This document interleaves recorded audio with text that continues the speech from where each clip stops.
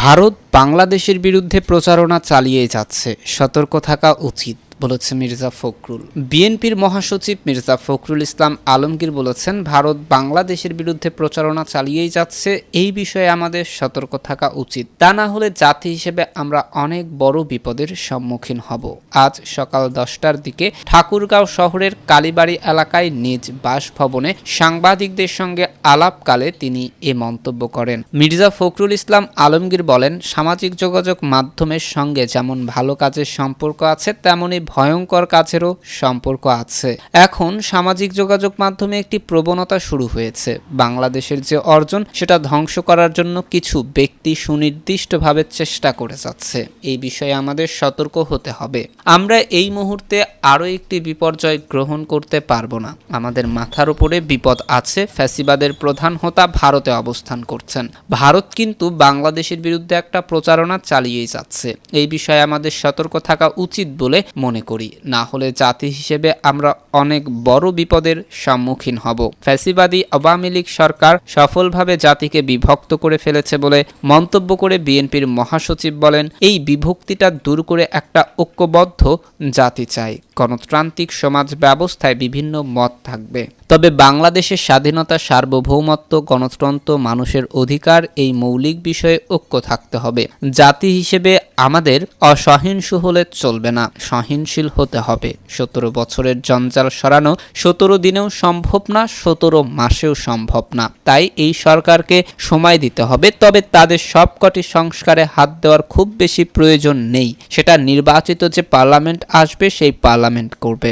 সংখ্যানুপাতিক নির্বাচনী ব্যবস্থার দাবি নাকচ করে দিয়ে মির্জা ফখরুল বলেন, এই নির্বাচন ব্যবস্থা আমরা প্রত্যাখ্যান করেছি। দেশের প্রেক্ষাপটে এই ব্যবস্থা সম্ভব নয়। নিত্য প্রয়োজনীয় পণ্যের ঊর্ধ্বগতি প্রসঙ্গে মির্জা ফখরুল বলেন, ছাত্র জনতার অভ্যুত্থানের পর আমরা যদি একটু ধৈর্য না ধরি তাহলে তো হবে না। মুহূর্তের মধ্যেই সরকারকে নাকচ করে দিচ্ছি। অনেকেই অনেক কিছু বলছেন। কেউ বিপ্লবের কথা বলছেন, কেউ নির্বাচনের কথা বলছেন, আবার কেউ বলছেন এই সরকার ফ্যাসিস্টদের দোসর দালাল। তবে যেটা দরকার, সহনশীলতার সঙ্গে জনগণ যেটা চায় সেটা জানা। আমরা যাচাই করে দেখেছি, জনগণ চায় সবার অংশগ্রহণের নিরপেক্ষ নির্বাচন।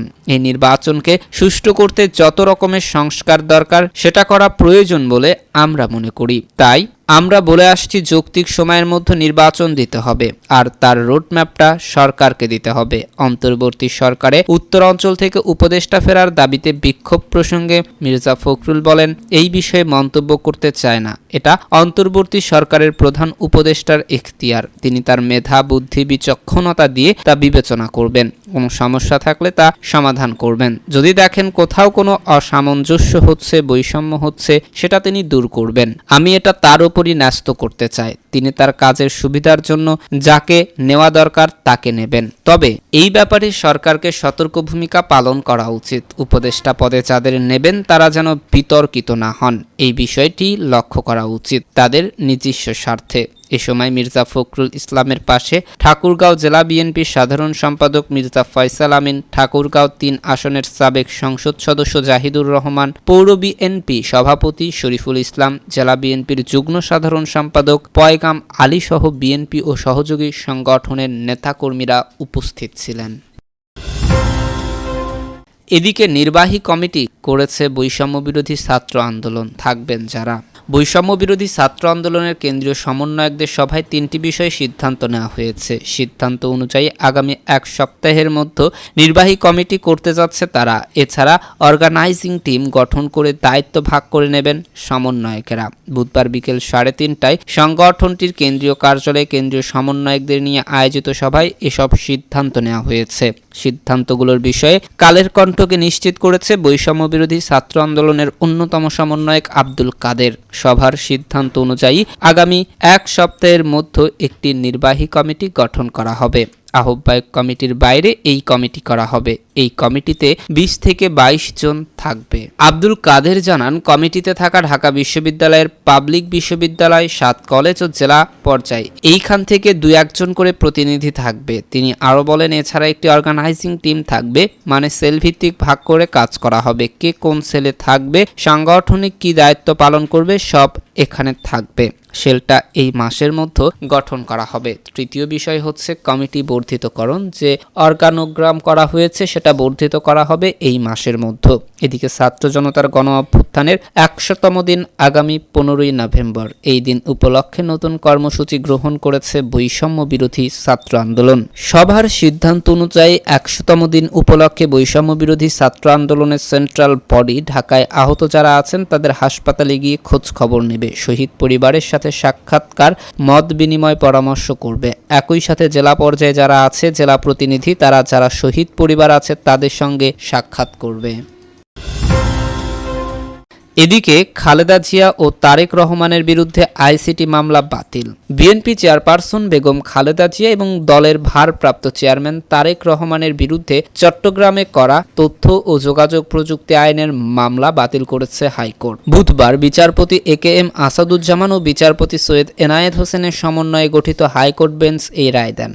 আদালতে আবেদনের পক্ষে ছিলেন আইনজীবী ইশতিয়াক আহমেদ, সঙ্গে ছিলেন আইনজীবী জাকির হোসেন ভূঁইয়া। 2016 সালে বিএনপির সাবেক নেতা চৌধুরী তানভীর আহমেদ সিদ্দিকীর ছেলে ইরাত আহমেদের নামে খোলা একটি ফেসবুক পেজ থেকে শেখ হাসিনাকে হত্যার হুমকি দেওয়া হয়। তার আগে বঙ্গবন্ধুকে নিয়ে ব্যঙ্গাত্মক ছবিও প্রকাশ করা হয় ওই ফেসবুক পেজে। এই ঘটনায় দক্ষিণ জেলা আওয়ামী লীগের তথ্য ও গবেষণা বিষয়ক সম্পাদক আব্দুল কাদের সুজন চট্টগ্রামের অতিরিক্ত মুখ্য বিচারিক হাকিম আসম শহীদুল্লাহ কায়সারের আদালতে এই অভিযোগ করেন। তথ্য ও যোগাযোগ প্রযুক্তি আইন 2006 এর 57 ধারায় অভিযোগটি করা হয়। আদালত বাদীর বক্তব্য শুনে তা মামলা হিসেবে গ্রহণ করতে বোয়ালখালী থানার ওসিকে নির্দেশ দেন। এতে বিএনপি চেয়ারপারসন খালেদা জিয়া ও দলটির তৎকালীন senior vice chairman Tarek Rahman ও ইরাত সিদ্দিকীকে আসামি করা হয়। পরে ইরাত সিদ্দিকী এই মামলা বাতিলে হাইকোর্টে আবেদন করে। এদিকে সব প্রকল্প থেকে কমিশন নিতেন আওয়ামী গডফাদার ধীরেন্দ্র দেবনাথ শম্ভু। নিয়োগ, গ্রামীণ অবকাঠামো, রক্ষণাবেক্ষণ কর্মসূচি, কাজের বিনিময়ে খাদ্য কর্মসূচি, উন্নয়ন প্রকল্প, এমন কোনো খাত নেই যেখান থেকে 16 বছরে টাকা নেননি তিনি। নানা কৌশলে এবং নামে মাত্র মূল্যে অন্যের জমি নিজের করেছেন। ক্ষমতার অপব্যবহার করে সরকারি জমি নিজের করে সরকারের টাকায় উন্নয়ন কাজ করিয়ে নিয়েছেন। যার বিরুদ্ধে এত অভিযোগ, তিনি বরগুনা 1 আসনে 5 বারের সাবেক সংসদ সদস্য ধীরেন্দ্র দেবনাথ শম্ভু। 30 বছর ধরে বরগুনা জেলা আওয়ামী লীগের সর্বসেবা ছিলেন তিনি। এই সময় তিনি কখনো সাধারণ সম্পাদক, কখনো সভাপতির পদে আসীন ছিলেন। আত্মীয় স্বজনকে দলীয় পদে বসিয়ে এমন বলয় তৈরি করেছিলেন যেখানে অন্যরা ছিলেন কোণঠাসা। 2008 সালে 9ম জাতীয় সংসদ নির্বাচনের হলফনামায় শম্ভুর আয় ছিল 2,10,000 টাকা, ব্যাংকে জমা ছিল 3 লাখ টাকা। তার সম্পত্তির তালিকায় ছিল 57 লাখ টাকার জমি, একতলা দালান বাড়ি ও 2টি টিনের ঘর। তার স্ত্রীর নামে সঞ্চয় ছিল 12 লাখ টাকা ও একটি ফ্ল্যাট। 15 বছরের ব্যবধানে দ্বাদশ জাতীয় সংসদ নির্বাচনে হলফনামা অনুযায়ী তার আয় 55 লাখ টাকারও বেশি। নিজের নামে ব্যাংকে ও 3 কোটি টাকার বেশি ও স্ত্রীর নামে 15 লাখ টাকার বেশি জমা আছে। সঞ্চয়পত্র, স্থায়ী আমানতে বিনিয়োগ নিজের নামে 67 লাখ টাকার বেশি এবং স্ত্রীর নামে 76 লাখ টাকার বেশি। কোটি টাকার বেশি দামের 2টি গাড়ি আছে। কৃষি অকৃষি মিলিয়ে নিজের নামে কোটি কোটি টাকার জমি এবং স্ত্রীর নামে একটি ফ্ল্যাট বেড়ে 2টি হয়েছে। তবে স্থানীয়দের দাবি তার সম্পদ এর চেয়েও অনেক বেশি। শম্ভুর বিরুদ্ধে অভিযোগ, ক্ষমতার অপব্যবহার করে তিনি বরগুনা সদর উপজেলা পরিষদের সামনে সরকারের অধিগ্রহণ করা জমি নিজের দখলে নিয়েছেন। তিনি পানি উন্নয়ন বোর্ডের একটি দিঘির প্রায় অর্ধেক নিজের করে নেন। এই জমির পরিমাণ 43%, দাম কয়েক কোটি টাকা। দিঘির এই অংশ ভরাট করে নতুন ভবন, প্লেগ্রাউন্ড, সড়ক ও ড্রেনেজ নির্মাণ, ল্যাম্পপোস্ট স্থাপনের কাজ করিয়েছেন পৌরসভার টাকায়। দিঘির বাকি অংশের সৌন্দর্য বর্ধনের কাজ করাতে তিনি জেলা পরিষদ থেকে 1,15 লাখ টাকা বরাদ্দের ব্যবস্থা করেন। সেই কাজ নিজস্ব ঠিকাদার দিয়ে করান। টাকার বড় অংশই তার পকেটে যায়। একই কাজের জন্য তিনি 2022 সালের টিআর প্রকল্প থেকে 2,31,833 টাকা বরাদ্দ নেন। এই স্থাপনা তার এত প্রিয় ছিল যে তিনি এলাকায় এলে নিজের আমতলাপাড়ের বাড়িতে না থেকে এখানেই থাকতেন। বরগুনা পাওবোতে খোঁজ নিয়ে জানা যায় 1961 থেকে 62 সালে পাওবো বাঁধ নির্মাণের জন্য উপজেলা পরিষদের সামনে এই জমি অধিগ্রহণ করা হয়। পরে সেই জমিতে পরিষদের মসজিদের ব্যবহারের জন্য একটি দিঘি খনন করা হয়। জেলা প্রশাসন ও পাওবোর কাগজপত্র ঘেটে দেখা যায় শম্ভু 2009 সালের অধিগ্রহণ করা জমি তার মায়ের দাবি করে অবমুক্তি বা ফেরত চেয়ে জেলা প্রশাসকের কাছে আবেদন করে। ওই আবেদনের পরিপ্রেক্ষিতে 2012 সালে 43% জমি তাকে বুঝিয়ে দেওয়া হয়।